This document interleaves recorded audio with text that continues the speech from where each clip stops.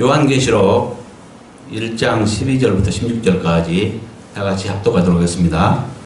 몸을 돌이켜 나에게 말하는 음성을 알아보려고 돌이킬 때 일곱 금문 촛대를 보았는데 촛대 사이에 인자 같은 이가 발에 끌리는 옷을 입고 가슴에 금띠를 띠고 그의 머리와 털의 길이가 흰 양털 같고 눈 같으며 그의 눈은 불꽃 같고 그의 발은 불물에 달려난 빛난 주석 같고 그의 음성은 많은 물소리와 같으며 그의 오른손에 일곱 별이 있고 그의 입에서 좌우에 날선 검이 나오고 그 얼굴은 해가 힘있게 비치는 것 같더라. 아멘.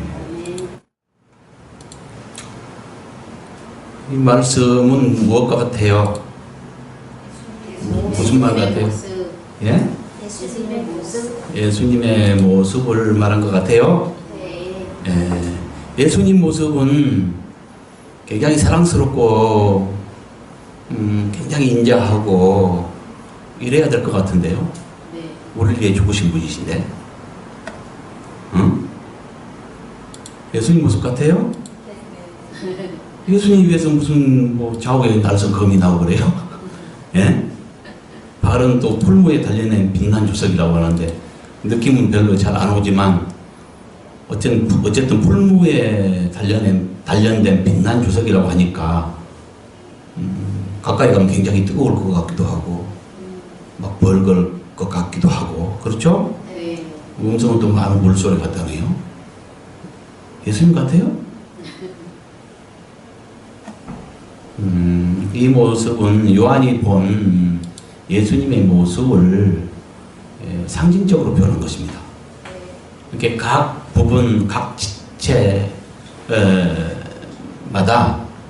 어떤 무엇을 상징해요. 입에서 이양검이 나온다 하면은 그것은 또 무엇을 상징하고, 발이 빛난 주석 같다, 풀무에 단련한 빛난 주석 같다, 다른 말로 용광로 불에 벌겋게 달궈진 그걸 말하거든요. 네. 발이 벌겋다네요. 왜 그럴까요? 각각 무엇을 상징한다는 거죠. 네. 이것들이 이게 뭘 말하는가 우리가 한번 깨달아 봅시다. 먼저 우리가 이제 항상 연구할 때 원어를 먼저 비교해 보죠. 분명하고 자세하게 하기 위해서 원어를 비교해 보는데 원어 한번 지금 비교해 놓은 거예요. 몸을 돌이켜, 여기서 돌이켜는 돌이켰더라 이렇게 했죠. 네. 뭐냐면은 한번 살펴볼게요. 몸을 돌이켜, 언어를 보면은 돌이켜에 해당하는 것이, 자 여기 한번 읽어주세요. 시제 한번 보세요. 과거 시제죠. 네. 돌이켜의 과거 시제는 뭐가 될까요? 그와 같은 표현으로 해야 되겠죠. 네. 그 다음에 여기도 과거 시제입니다. 돌이켰을 때에 이렇게 되겠죠. 네. 그 다음에 촛대. 촛대는 뭐예요? 등대라는 뜻을 가진 디크니아의 복수입니다. 그러니까 뭐가 되겠어요? 등대들이 되겠죠. 네. 예. 그 다음에 그래서요, 돌이켜는 과거 시제니까 돌이켰더라 이렇게 됐고요. 돌이킬 때에는 돌이켰을 때에 이렇게 됐습니다. 그 다음에 이제 촛대는 등대들 이렇게 표현했습니다. 13절은 먼저 언어를 볼까요?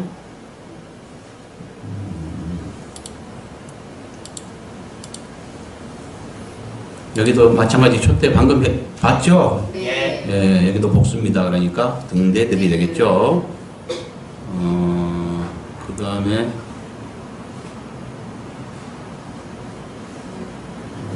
잠깐만요. 가슴, 물 보면 복수죠. 그러니까 뭐 양가슴 아니면 두가슴 이렇게 표현해야 되겠죠. 네. 예, 그래서 13절은 이 촛대는 등대라는 뜻을 가진 원어의 복수니까 등대들 이렇게 했고요. 이가는 존칭해서 분이 이렇게 했습니다. 그 다음에 가슴에는 양가슴에 이렇게 했습니다. 14절 볼까요?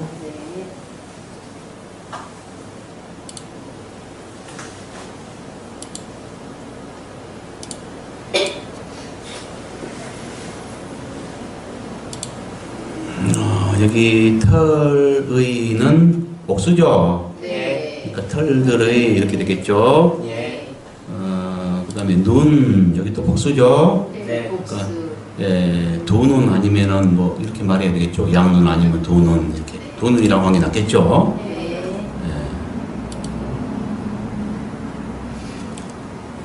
그래서 그애는 그분을 이렇게 존칭했고요. 머리와 털이, 털은 털들이 이렇게 했고요.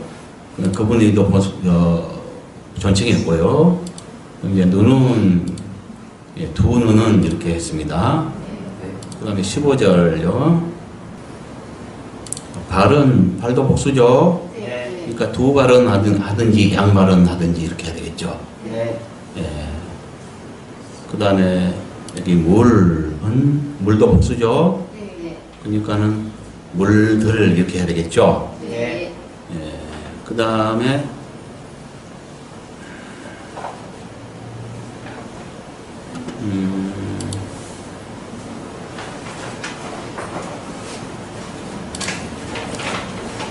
빛난 주석. 이 말은 네. 불타는다는 구리 또는 구리 합금의 뜻을 가진 칼발리바논의 이라고 하는 그 원어를 썼어요. 네. 그러니까 뭐겠어요? 이것은 이제 빛난 주석이라고 이렇게 표현해 놨는데 이 뜻은 뭐예요? 구리나 구리 합금을 말한다니까요. 네. 구리 합금에는 여러 가지가 있죠. 네. 뭐 청동도 있고 뭐 황동 그리고 또 노시라고 또 하죠. 네. 그래서 이 부분에는 지금 여러 성경을 나는 봅니다. 한 8개의 성경을 이렇게 대조해 보기도 하고 물론 성경을 함부로 변개시키면 안 됩니다. 그래서 지금 공인된 우리 개역 개정을 나는 중요시하고 그것을 중심으로 보고 있죠. 그러지만 다른 것들은 이제 참고를 합니다. 개역 성경입니다. 우리 이제 전에 바뀌기 전에 개역 성경은 빛난 주석으로 했고요. 지금 개역 개정된 성경도 빛난 주석으로 했습니다. 그렇죠? 예. 새표준 번역 성경은 노시가 갖고 있죠. 예. 풀무불에 달구원의 노시가 갖고 이렇게 표현했네요. 킹 제임스 음정역 이것은 용광로에서 달군 듯한 정제된 돛 같으며 이렇게 말했네요. 참고가 되죠. 뭘 말하는지 각각 다르잖아요. 이분들 다 원어에 해박한 지식을 가진 분들이 번역해 놓은 거 아닙니까? 예. 나름대로 이렇게 표현하면 그 이유가 분명히 있을 겁니다. 그렇죠? 네. 예. 그 다음에 현대인의 성경은 뭐라 그랬어요? 용광로에서 정연한 주석 같았으며 그랬죠? 네. 또 우리말 성경은 용광로에서 재현된 청동 같고 그랬네요. 네. 그 다음에 바른 성경은 풀무불에서 재련된 주석 같고 그랬네요. 그러니까 뭐요? 주석, 노쇠, 노, 주석, 청동, 주석 여러 가지 표현을 썼잖아요. 네. 왜 이랬을까요? 왜 그랬을까요? 아까 봤잖아요. 이 뜻이 불타는 듯한 구리나 구리 합금을 말한다는 거죠. 근데 구리 합금에 있어서는 구리에 은을 섞어서 만들 수도 있고 금을 섞어 만들 수도 있고 그러니까 뭘 섞냐에 따라서 각각 달라지겠잖아요. 네. 그러니까 여기에서 뭘 섞었다는 말이 정확하게 안 나와 있기 때문에 각각 그 이제 자신들의 깨달음에 의해서 이제 섞겠지만 이렇게 이제 다양한 그래서 표현이 나온 거죠. 네. 그래서 그러면 뭐냐? 저자의 의도는 뭐냐 과연? 원어 뜻은 이런데 저자의 의도는 무엇을 표현하려고 한 것이냐? 우리는 모든 성경을 볼 때 저자의 의도를 파괴합니다. 그것은 저자는 성령의 감동에 있었기 때문에 저자의 의도는 하나님의 의도가 됩니다. 그렇죠? 그러니까 하나님의 의도 아니면 저자의 의도를 파악할 줄 알아야 된다는 거죠. 저자가 과연 어떤 뭘 표현하려고 이 말을 썼는가? 아니면 하나님께서 왜 이 모습을 무엇을 말하려고 이 모습을 보여주셨는가? 이걸 파악할 줄 알아야 된다는 거죠. 그렇죠? 네. 참 혼란스럽잖아요. 청동인지 녹시인지 뭐 주석인지 구리인지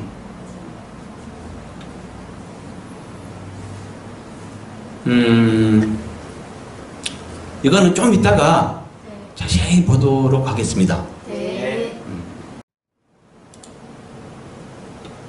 음성들은 많은 물들, 그러니까 물은 복수죠.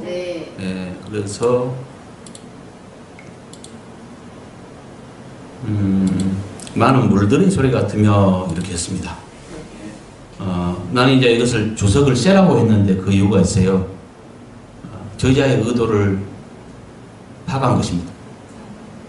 이것은 이제 왜 쎄라고 했는지 조금 이따가 말씀드리겠습니다. 16절 보면은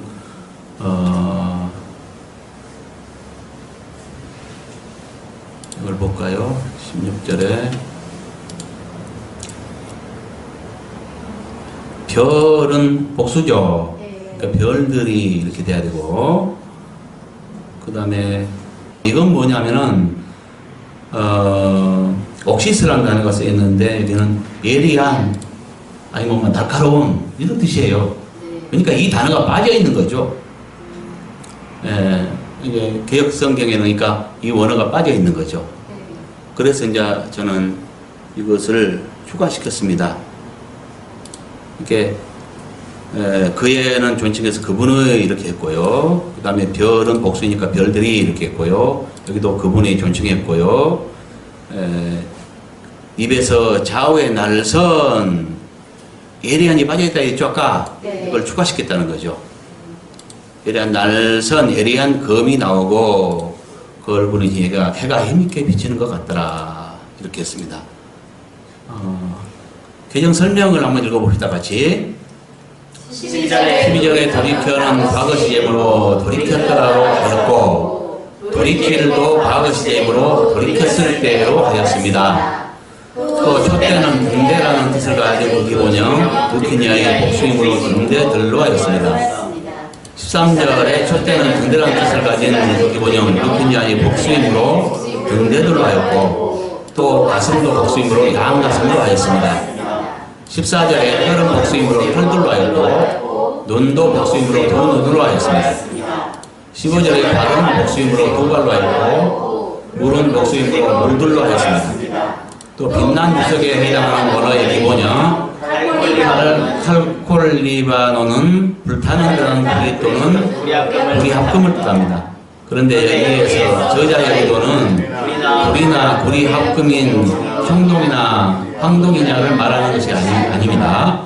에스겔서 1장 27절 28절을 보면 여호와 하나님의 허리의 모양은 단시 같아서 그 속과 허리가 불 같고 허리 아래의 모양도 불 같다고 하였고 요한계시록 10장 1절을 보면 힘센 천사로 선생된 아버지를 닮은 예수님의 발이 불기둥 같다고 하는 것을 보아 여기에서 벌겋게 달궈진 쇠붙이 같은 것을 말한다고 판단되기에 빛난 유석은 빛난 쇠로 하였습니다. 왜 쇠로 한지를 알겠죠 이제?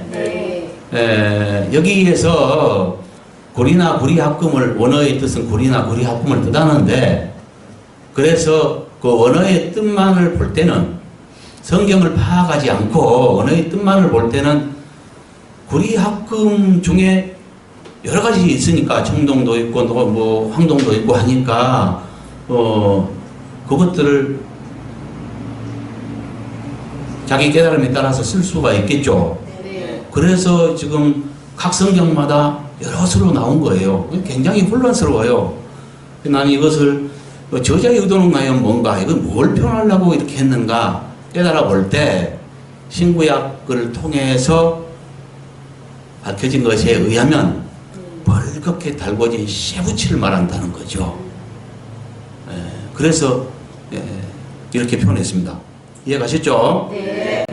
16절에 별은 목수이므로 별들로 하였습니다. 다 같이 읽어요. 또 원문을 보면 야훼의 날선 검 뒤에 예리한 날카로운 뜻을 가진 원어 옥시스가 있는데 이렇게 있습니다. 그러므로 야훼의 날선 검은 야훼의 날선 예리한 검으로 하였습니다. 또 예수님을 증하는 이는 존칭하여 본으로 하였고 그는 본으로 하였습니다. 이해가셨죠? 이거 깔끔 정리한 거 한번 읽어봅시다. 나에게 말한 음성을 알아보려고 몸을 돌이켰더라. 돌이켰을 때 일곱 등대들을 보았는데 등대들 사이에 인자 같은 분이 발에 끌리는 옷을 입고 양 가슴에 금띠를 입고 그분의 머리와 털의 길이가 흰 양털 같고 눈 같으며 그분의 등은 불꽃 같고 그분의 두 발은 푸른물에 단련한 빛난 쇠 같고 그분의 행성은 많은 물들의 소리와 같으며 그분의 오리소리는 별들이 있고 그분의 입에서 좌우에 날선 예리한 검이 나오고 그 얼굴은 누가 힘있게 비치는 것 같더라. 아멘. 더 확실하게 와닿죠? 네. 이걸 한번 분석해 보겠습니다. 나에게 말한 음성을 알아보려고 몸을 돌이켰더라. 이거 지금 그 개혁 성경하고는 조금 틀려졌죠? 네. 왜 그러냐면요. 보세요. 지금 12절은 문장이 좀 이상합니다. 매끄럽지를 못합니다. 지금 보세요. 몸을 돌이켜 나에게 말한 음성을 알아보려고 돌이킬 때 몇 번 돌이켰어요? 두 번 돌이켜 내가 한번 두 번 돌이켜 볼까요? 이렇게 한번 돌고 다시 한번 돌았다는 이야기인가? 나는 뭘 말하는지 잘 모르겠어요. 여러분은 느낌 어때요? 그러니까 좀 뭔가 이상이 있죠. 네. 이것을 보세요. 이것도 과거 시제. 지금 돌이킨다는 말이 두 번 써있는데 이것도 과거 시제입니다. 네. 그러니까 자 한번 바꿔보세요. 몸을 돌이켰더라. 나에게 말하는 음성을 알아보려고. 여기까지 한 문장이 돼야 한다는 거죠. 네. 네? 네. 그러니까 그걸 한번 쳐내려 볼게요. 여기까지 한 문장이 돼야 돼요. 네. 자, 말을 만들어 보세요. 좋게. 이해하기 쉽게. 나에게 말하는 음성을 알아보려고. 그렇죠. 내가 지금 말하지 않아도 여러분은 이렇게 고칠 줄 알죠. 네. 나에게 말하는 음성을 알아보려고 몸을 돌이켰더라. 이게 한 문장이에요. 그 다음에 몸을 돌이켰을 때에 이거 과거 시제니까 네. 몸을 돌이켰을 때 일곱 금 등대들을 보았는데 밑에와 13절과 이것은 연결됩니다. 이제 같이 읽어보세요. 몸을 돌이켰을 때에 일곱 등대들을 보았는데 등대들 사이에 지금 해석된 걸로 아까 우리가 했으니까 등대들 사이에 인자 같은 이가 발에 끌리는 옷을 입고 양 가슴에 금띠를 띠고 이렇게 된다는 거죠. 이해가죠? 그러니까 왜 이렇게 이런 일이 발생했냐? 내 판단에 의하면 그렇습니다. 이 장전은 원래 나눠지지 않았는데, 스테파누스에 의해서 장절이 먼저 구분됐다 그랬죠. 냉턴에 의해서, 장이 구분됐고, 스테파누스에 의해서 장절이 구분됐는데, 이제, 그래서 지금 결국 우리가 이렇게 쓰고 있죠. 그분들이 이제 수고해준 덕분에 우리가 좀, 편리하게 쓰고 있는데 사람이 하는 일이야 실수가 있죠. 네. 그래서 실수를 했습니다. 그러니까 절이 잘못 구분된 것을 가지고 한 문장으로 표현하려고 하다 보니까 문제가 생긴 거죠. 그렇죠? 네. 네. 그러니까 이제 이해하셨죠? 네. 이 부분은 13절로 붙어야 옳다는 거죠.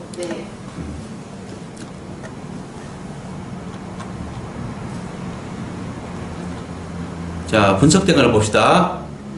그래서 이렇게 바뀌었습니다. 나에게 말하는 음성을 알아버리고 몸을 돌이켰더라. 이건 내가 억지로 고친 거 아닙니다. 시제 바꿔놓고 나면은 누가 봐도 어린아이라도 시제가 과거 시제니까 과거 시제로 원어 그대로 표현해 준 것입니다. 내가 바꾼 게 아니라 번역을 바꿔버린 거죠. 나는 바로 잡은 것입니다. 원어 그대로. 예, 원어가 기준이죠. 바꿔놓고 나니까 내가 이렇게 문장을 만든 게 아니라 누가 봐도 여러분도 내가 가르쳐주지 않았는데 이렇게 읽을 줄 알잖아요.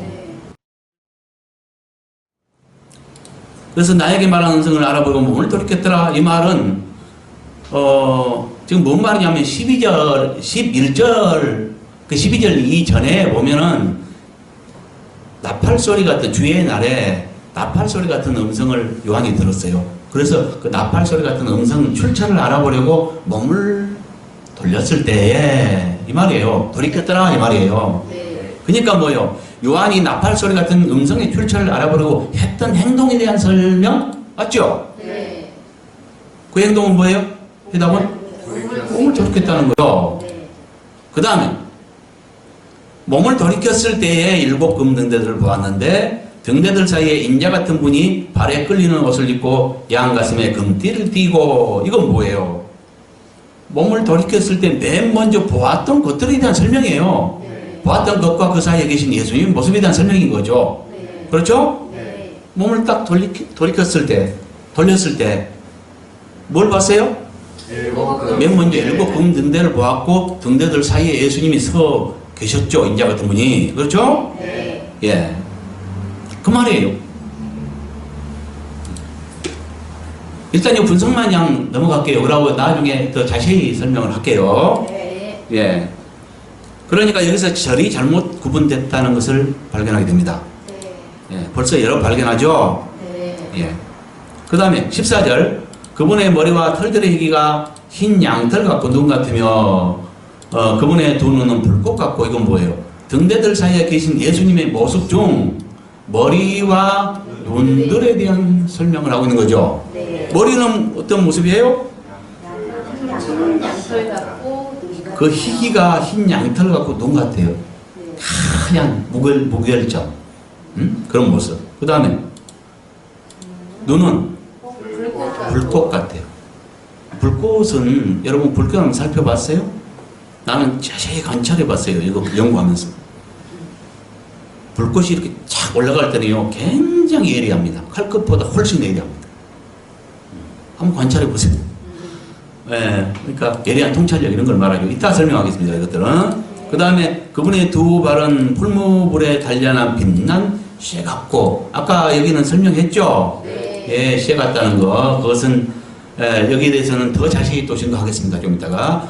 그분의 음성은 많은 물들이 소리 같으며 이건 뭘 말해요? 등대들 사이에 계신 예수님의 모습 중 발들과 음성에 관한 설명을 하고 있죠.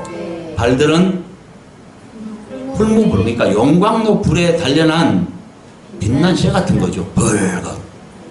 그 다음에 그분의 음성은 많은 물들 소리 같아요. 이 물들은 소낙비 오는 소리 이런 걸 말합니다.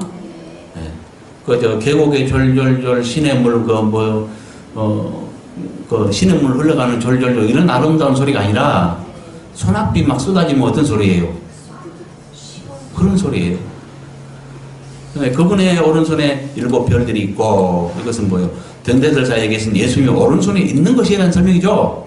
있는 것들에 대한 설명. 그건 7별들이 있다는 거죠.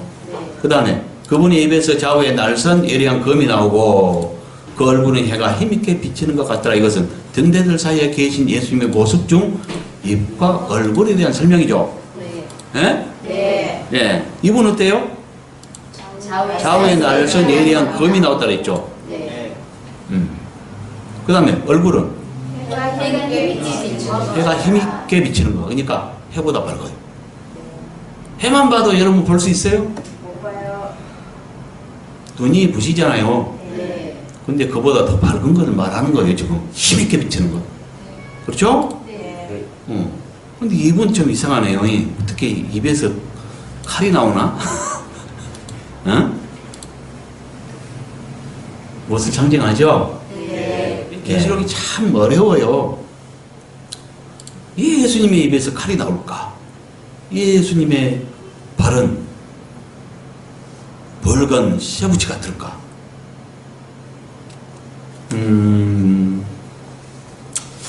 이것들에 대한 이게 상징하는, 여기 이제 상징으로 쓰진 거기 때문에 각각 상징하는 의미가 있다는 거죠. 13절에 지금 발에 끌리는 옷을 입고 양가슴에 금띠를 띠고 했는데, 발에 끌리는 옷은 그 제사장복을 연상케 합니다. 제사장복에 보면 이제 그 세마포옷을 이렇게 끌리는 옷을 입었거든요. 띠를 띈 것도 그렇고, 아마 그것을 말하는지 모릅니다. 그런데 이제 그렇더라도 여기에서 이 모습들은 다 어떤 무엇을 상징한다는 거죠. 그냥 의미 없이 써진 것은 없습니다. 그러면 여기에서 끌리는 옷은 무엇을 말할까? 계시록 19장에 보면 옷은 성도들의 옳은, 세마포는 성도들의 옳은 행실이로다 이렇게 말했죠. 예. 그러니까 세마포는 성도들의 옳은 행실이다. 또 흰옷 입은 자에 대해서도 말하죠. 예, 그들은 합당한 자라고 얘기하죠. 행실과 관계에서, 그러니까 행실을 말합니다. 흰옷이라는 것은 우리가 옷이 더러우면은 수치를 당하죠. 그래서 옷을 빨아야 된다. 그래야 수치를 당하지 않는다. 이렇게 또 말하기도 하고요. 두루마기를 빨아야 된다. 그렇게 말하잖아요. 예. 그러니까 뭐냐면은 흰색은 정결을 상징하고 옷은 수치를 가리는 도구입니다. 우리 몸이 옷을 하나도 안 입고 있다면 수치를 당할 수밖에 없잖아요. 그 수치를 가리는 도구라니까요, 옷은. 예. 근데 이 행실을 옷으로 상징했을까요?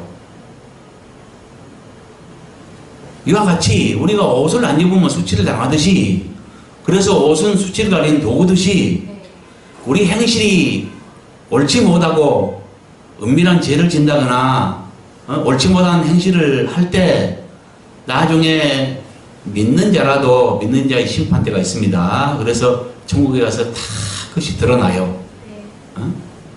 그러면 옳지 못한 행동을, 많은 죄를 지고 나온 사람들은 뭐요? 거의 드러날 때 얼마나 창피하겠어요. 영원토록. 그렇죠? 그러니까 행실이 옳지 않으면 뭐요? 수치를 당하잖아요. 똑같네요. 옷을 안 입어도 수치를 당하고, 그러니까 옷은 수치를 가리는 도구이듯이, 그래서 우리의 그 의로운 행실이 있어야 수치를 안 당하고, 의로운 행실이 없을 때는, 행실이 옳지 않을 때는 수치를 당한다니까요, 영원히.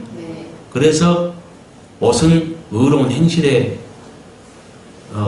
그렇게 표현됩니다. 의로운 행실로. 그러니까 의로운 행실을 옷은 의로운 행실을 상징하죠.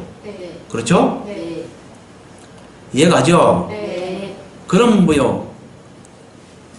세마포는 못이 옷 이런 것들을 말하는데 깨끗한 옷 이런 것들을 상징하죠. 근데 발에 끌려. 뭘 말할까요? 넘치는 의.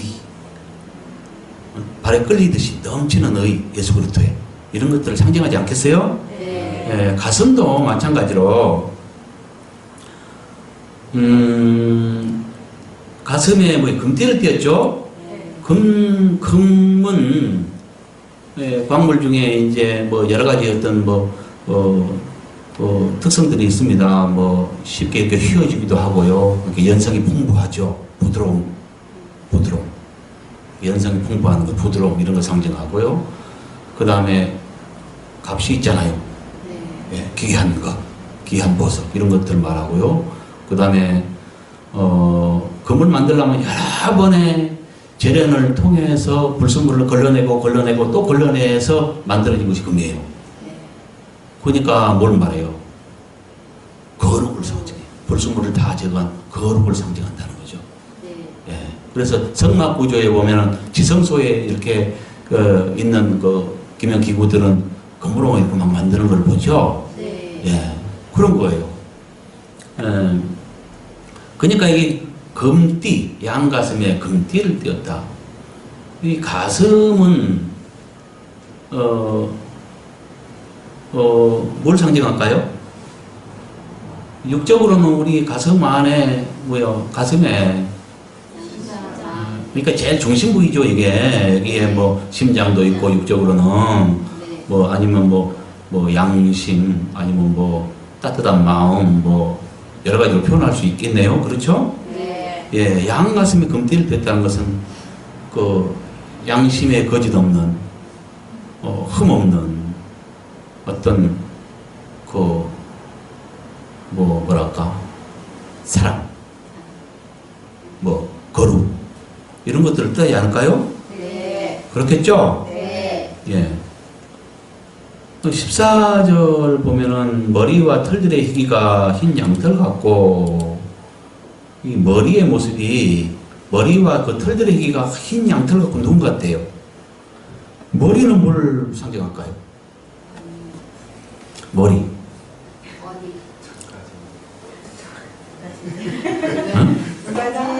예수님은 이제 그 다니엘서 보면요, 다니엘서 7장 9절을 보면은 내가 보니 왕자가 놓이고 옛적부터 항상 계시니가 자정하셨는데 그의 옷은 희기가 눈 같고 그의 머리털은 깨끗한 양의 털 같고 그의 보좌는 불꽃 같고 그의 바퀴는 타오르는 불이며라고 기록되어 있어요. 이것은 아버지의 모습을 말하거든요. 여호와 하나님. 근데 지금 예수님 모습도 닮았죠. 네. 이것뿐만이 아니에요. 아버지 모습 그대로 닮았어요. 다 찾아보면 음성도 물소리 같고요. 아버지도 물소리 같은데 아들도 물소리 같아요. 방금 머리나 이런 것도 다 지금 똑같잖아요. 네.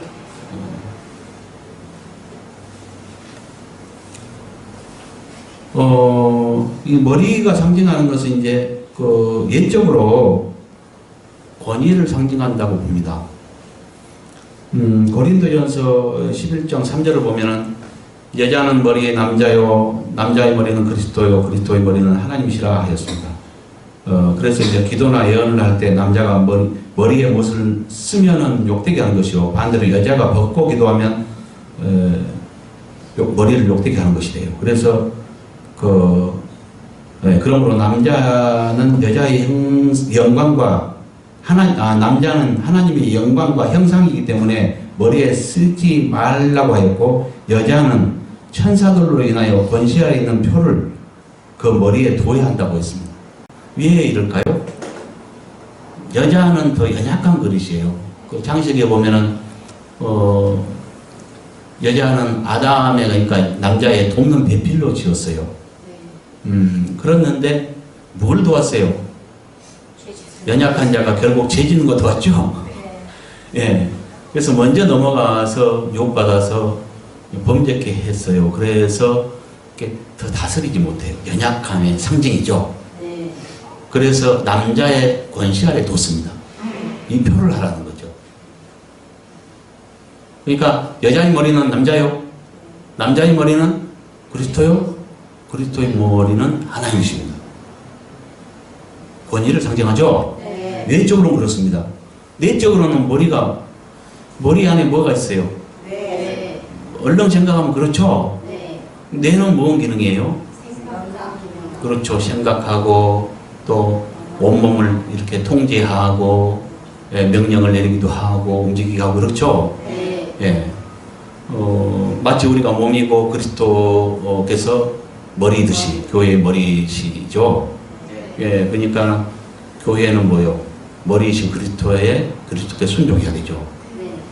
이와 같아요. 몸과 머리는, 몸은 그러니까 머리의 지시를 받고 움직이는 그런 기관이죠. 그러니까 여기서 머리와 털들의 희기, 뭐 예적으로 내적으로 그 권위를 갖다 남용하지 않고, 주님은 그야말로 하얀 결점이 없는, 또 그 생각도 막 예수님이 생각이 음흉하겠어요? 이렇게 없어요. 당연한 말씀이다. 그렇죠? 깨끗하죠. 달걀하죠. 안팎으로. 그런 것을 상징한다고 봅니다. 그렇죠? 그 다음에 그분의 두 눈은 불꽃 같다 그랬죠. 언제 불꽃 이렇게 한번 살펴보세요. 이렇게 탁 터져 올라갈 때 보면 굉장히 예리해요. 예. 아주 뾰족해요. 그러니까 불꽃같이 예리한 눈. 이건 뭐냐면 주님의 통찰력을 말하죠. 두루 살피는. 그래서 악인을 살피고 의인을 살펴서 의인을 보호하시고 악인들은 정죄하시고 심판하시고. 그렇죠? 예. 예리한 통찰력에 관해서는 에레미야 17장 10절부터 11절을 보면은 나 여호와는 심장을 살피고 폐부를 시험하고 각각 그의 행위와 그의 행실대로 보응하나니 불의로 치부하는 자는 자고새가 낳지 아니한 알을 품은 같아서 그의 중년에 그가 그것이 떠나겠고 마침내 어리석은 자가 되리라 라고 기록되어 있습니다. 그러니까 주님은 우리의 심장과 폐부를 살피시고 예리하게 통찰하시는 그런 분이에요. 감출 수가 없죠. 그 다음에 요한계시록 2장 23절을 봐도 또 내가 사망으로 그의 자녀를 죽이리니 모든 교회가 나는 사람의 뜻과 마음을 살피는 자인 줄 알리라. 내가 너희 각 사람의 행위대로 갚아주리라. 이렇게 말하고 있어요.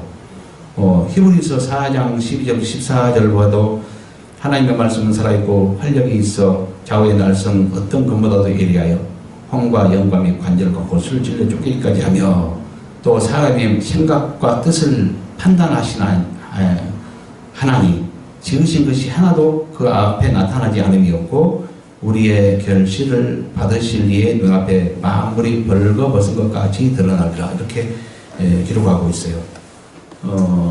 그러니까 뭐예요? 그 예리한 불꽃 같은 눈은 두루 살피는 통찰력을 말한다는 거죠. 이해갑니까? 네. 이렇게 이제 상징하고 있어요. 각각 모든 것들이. 그건 뭐 복잡하게 뭘 그걸 또 그냥 넘어가 이렇게 말할지 모르지만 이런 것이 많은 어떤 뭐랄까 깊은 어떤 뜻들이 있다는 거죠. 예수님의 입에서 어떻게 검이 나와? 닭가닥이 있는 거죠. 어떤 무엇을 상징한다니까요. 그리고 이제 그 빛난 주석. 이것은 아까 좀 봤죠? 좀 설명을 드렸는데, 말씀을 좀 더 인용해 볼게요. 에스겔서 1장 27, 28절을 보면은 내가 보니 그 허리의 모양은 단새 같아서 그 속과 주위가 불 같고 내가 보니 그 허리 아래의 모양도 불 같아서 사방으로 광채가 나며 그 사방 광채의 모양은 비 오는 날 구름에 있는 무지개 같으니 이는 여호와의 영광의 형상의 모양이라고 기록되어 있어요. 그러니까 여호와 하나님 아버지의 모양이 어때요? 응? 허리 위의 모양은 단새, 그러니까 벌겋게 달아오르는 새, 이걸 말해요. 그 다음에 그 속과 주위도 불같대요. 허리 아래의 모양도 불같대요. 벌겋. 그런 모습으로 말하고 있죠. 이 문제들을 그러니까 아까 살펴봤는데 각 성경마다 그 번역가들이 다 다르게는 노새, 청동, 또 주석, 이렇게 여러 가지로 표현해 놨는데, 이것을 해결하려고 몸부림을 쳤죠. 그래서 기도했을 때 주님이 하신 말씀이 한쪽으로 치우쳤단다, 이렇게 말씀을 해주셨어요.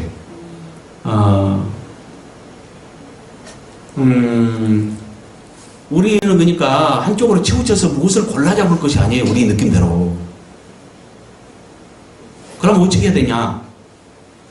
학금 중에 무엇이냐 이것을 골라잡을 것이 아니라 저자가 무엇을 말하려고 하는가 그 뜻을 파악을 해야 돼요. 근데 구약 성경에도 제일 뭐냐면은 여호와 하나님 아버지의 모습을 가장 정확하게 묘사해 놓은 것이 방금 읽었던 에스겔서 1장이에요. 어때요? 이 말씀이 있는지도 모를 거예요. 어떤 사람들, 많은 사람. 아버지 모습이 그렇다니까요. 불 같다니까요. 뭐 저 다니엘서 같은데 뭐 막 그 보좌에서 막 불이 막 흘러내리잖아요. 예?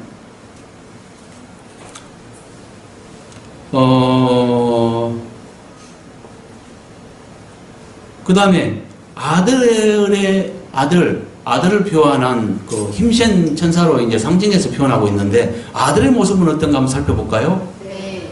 요한계시록 10장 1절 요건 한번 찾아봅시다. 자 보세요.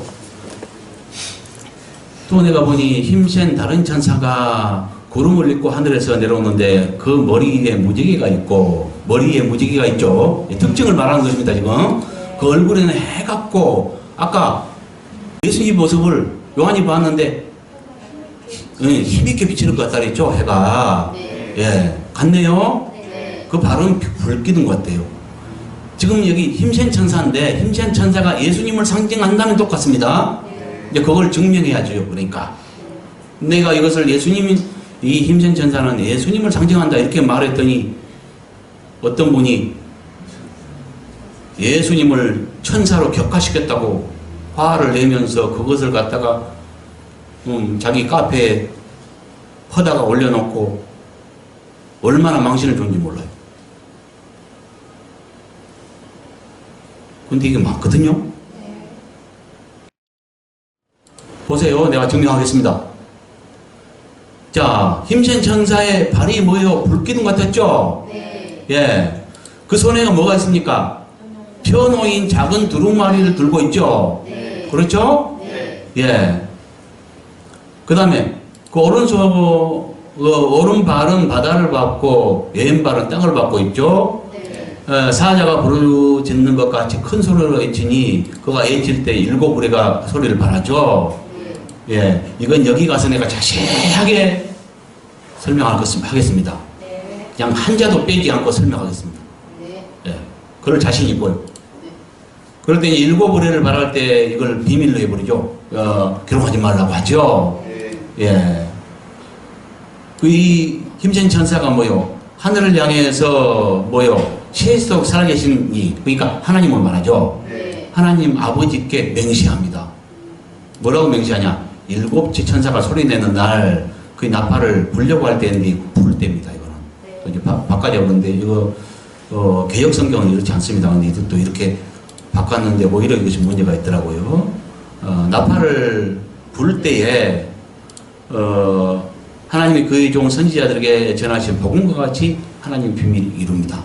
7째 날, 그러니까 마지막 나팔입니다. 이것은 바울이 말한 마지막 나팔 때 우리가 부활된다 했잖아요. 그 부활되면서 이제 부활되고 전쟁 승리 선포가 있어요. 계시록 11장 15절에 보면 전쟁 승리 선포가 있어요. 그러니까 그렇게 사탄이 참소를 하며 이긴 자가 못 나오도록 방해를 했는데도 이긴 자가 탄생됐기 때문에 하늘로 부활되고요. 그걸 비밀로 해서 이제 전쟁이 이겼기 때문에 전쟁 승리 선포를 계시록 11장 15절에 해줍니다.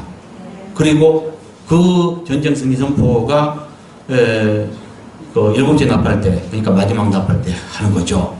부활과 동시에 하는 겁니다. 그 다음에 큰 지진으로 끝나요. 그러니까 이 세상이 끝나요. 그러니까 이 시기는 언제냐? 세상 끝날 때죠. 끝날 때. 그렇죠? 그러니까 지금 여기서 말하는 힘센 천사가 아버지 앞에 이 중요한 일을 하는데, 이 세상을 끝내고 피라는 중요한 일을 하는데 천사가 아버지 앞에 맹세하겠어요? 더 정확한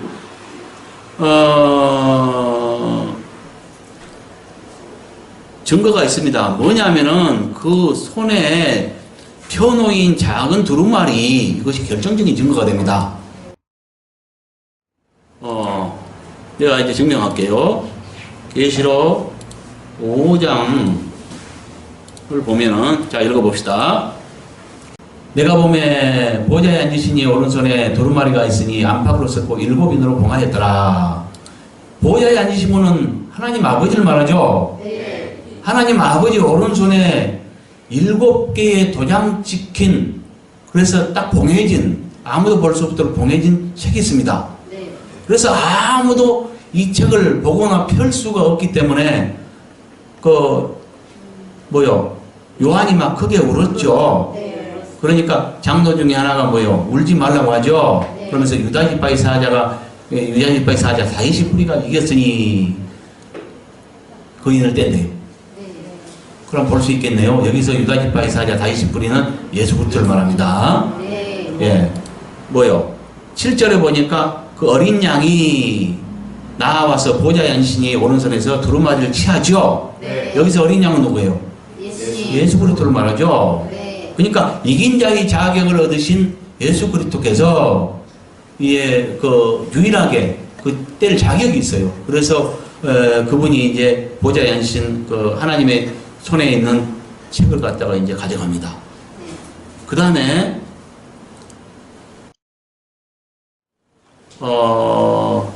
6장에 보면, 자, 6장에 보면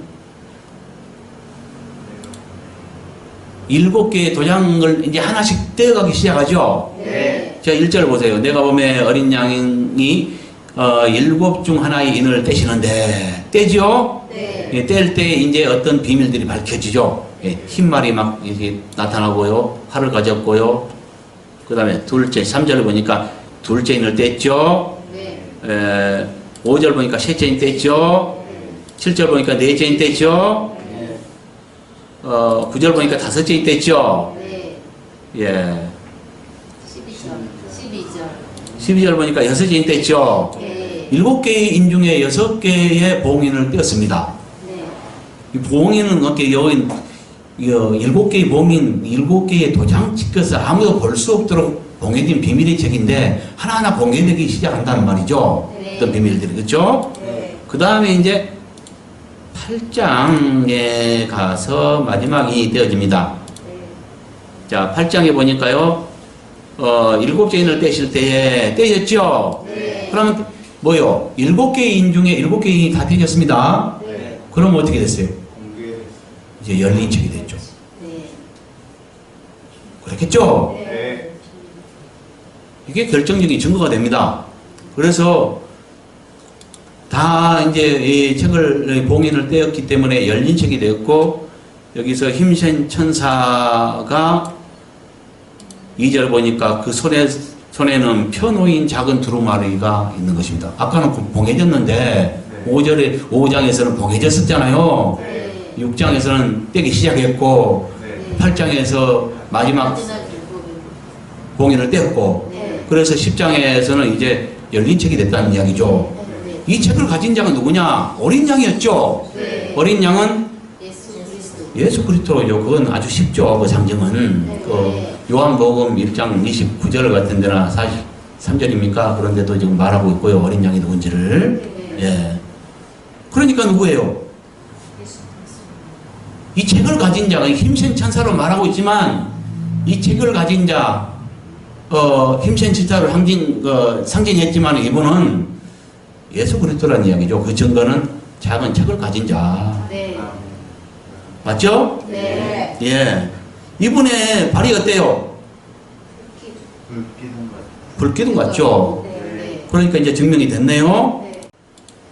아까 아버지의 에스겔에 의하면 아버지의 허리 위 모양이나 아래 모양도 다 불 같았습니다. 네. 예수님 다리도 보니까 불 같습니다. 불기둥 같습니다. 네. 뭘 말합니까? 하나님하고 예수 닮으셨다. 성경 전체를 이렇게 뒤져봐 보면 아버지의 모습이나 아버지 닮은 예수님의 모습이나 아버지나 아들이나 다 불 같은 모습으로 묘사되고 있잖아요. 네. 그러니까 여기서도 뭐냐 하면은 두 발은 풀무에 단련한 빛난 주석 갖고 이렇게 했지만 그것은 뭘 말하냐, 저자의 의도는 거기서 이제 여러 사람들이 청동 같고 아니면 노쇠 같고 이렇게 여러 가지로 표현을 했는데, 그런 것이라기보다 벌겋게 달아오른 아주 붉은빛 나는 쇠붙이, 불길 같은 단새 같은 이것들을 말한다는 거죠. 네. 그래서 이렇게 했습니다. 네. 예.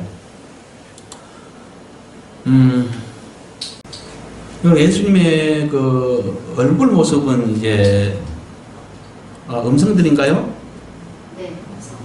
음성들은 그 언어의 뜻이 그렇습니다. 그저 소나기 오는 듯한 소리 이런 것들을 말합니다. 그렇게 이해하시기 바랍니다. 네. 네.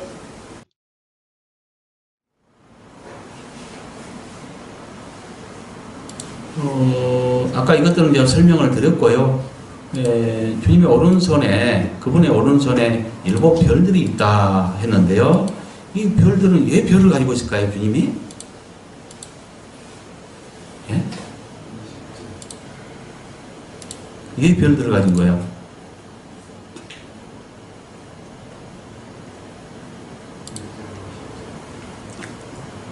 자, 계시록 한번 찾아봅시다. 1장 맨 마지막에 보면요. 내가 본 것은 내 오른손에 7 별의 비밀과 또 7 금촛대라. 지금 내가 본 것에 대해서 말하고 있는데요.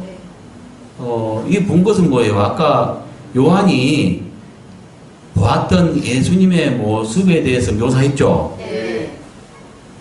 그걸 말하는데 그 중에 말하고자 하는 주안점이 있어요. 그것은 오른손에 별을 가지고 있다는 거죠. 네. 여기에 비밀이 있습니다. 이 비밀은 뭐냐면 보세요. 이제 이 비밀을 푸는 열쇠입니다, 이게. 네. 내가 본 것은, 이것도 이제 원어가 과거 시제입니다. 그래서 보았던 것은 내 오른손에 7 별들의 비밀과 7 금 등대들이다 이거거든요. 그 다음에 7 별들은 7 교회들의 사자들이요, 7 등대들은 7 교회들이니라. 오늘 바로 해보면 이렇게 돼요. 네. 다 복수입니다, 이것들이. 뭐라고 합니까? 교회. 보았던 것에 대한 비밀을 말하면서 그거 보았던 뭐요? 7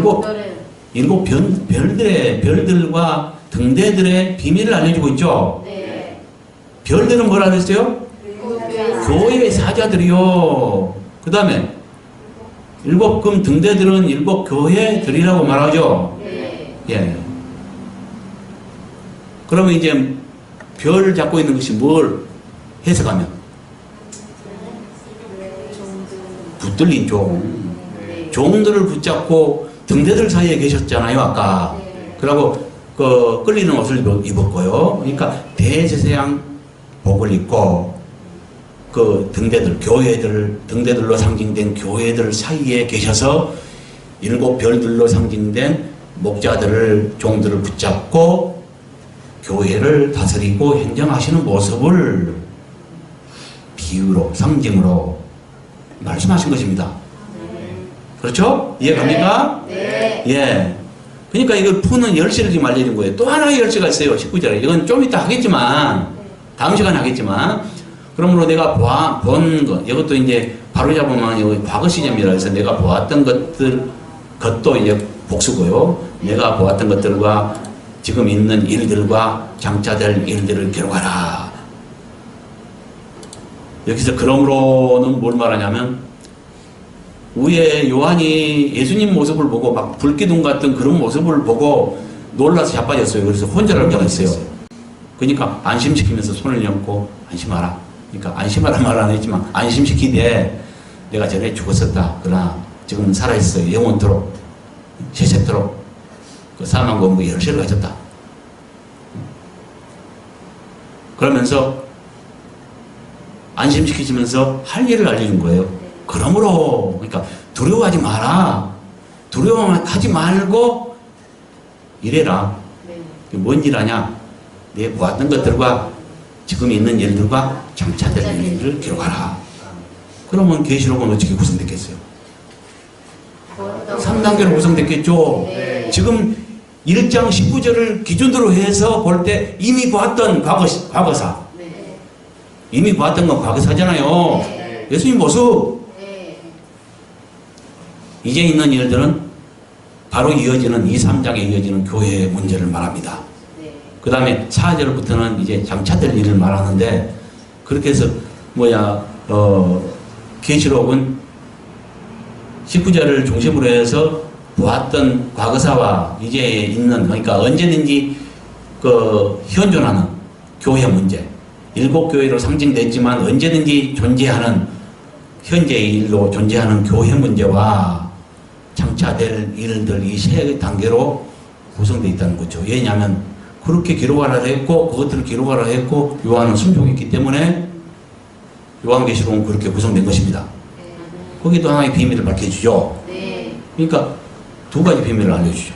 하나는 계시록이 어떻게 구성되어 있는가?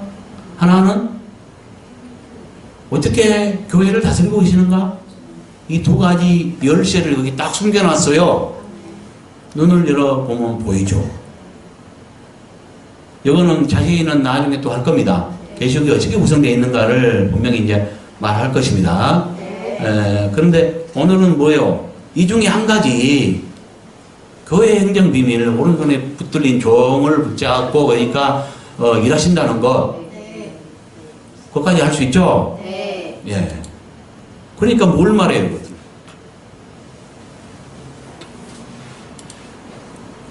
이걸 다 합하면 뭔 말이냐면, 등대들 사이에서 대제사장 직무를 수행하고 계시는 예수님의 모습에 대한 간증으로서, 간증이죠? 네. 그 속에 무엇이 감춰져 있다 했죠? 네. 그 속에 감춰진 교회 행정 비밀. 많은 모습을 말했지만은 이 중에 키포인트, 주안점이 어디에 있냐? 아까 20절에서 설명한 뒤에 너 보았던 것은 하면서 뭘 말해버려요? 요한은 많은 것을 보았어요. 예수님의 모습에 머리부터 발끝까지 다 보았는데, 거기서는 보았던 것은 뭐라고 그래요? 오른손에 있는 별로 이야기하잖아요. 네. 그러면서 별을 풀 수 있는 비밀을 알려주죠. 네. 주의 종들이라는 것. 그렇죠? 그러니까 뭘 말해요? 등대들 사이에서 대제사장 복장을 입고 있다는 건 그 직무를 단순히 옷의 모양 이것을 말하기보다 그분의 하는 일, 그분의 직무, 등대 7등대들 이렇게 교회들 사이에서 대제사장 복장을 입고 등대들 사이에 계셔서 오른손에 그 종들을 붙잡고 일하시는 교회 행정 비밀, 이것들을 말한다는 거죠. 이해 갑니까? 네. 예. 수고하셨습니다.